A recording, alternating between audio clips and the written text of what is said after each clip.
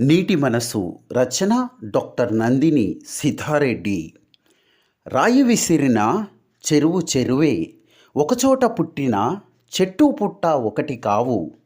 పిట్టలు కొమ్మలు కాయలు ఒకవైపు, పాముల బుస్సలు ఒకవైపు. నెత్తుటి కత్తి కడిగిన నది నదే, బురద చేయి కడిగిన నదే.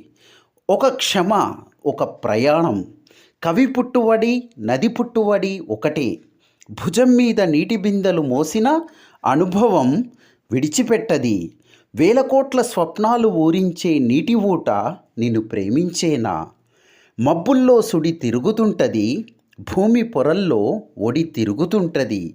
జీవి జీవిలో కలె తిరుగుతుంటది, కొండ విరిగి పడినప్పుడు కూడా నీరు రెప్పవేయదు.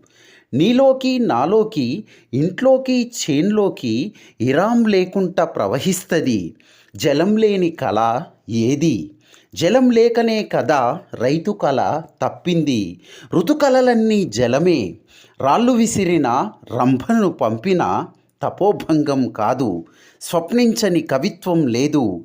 నా పుట్టువడే స్వప్నం.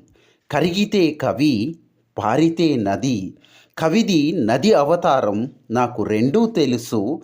నీటి మనసు, నీటి సొగసు.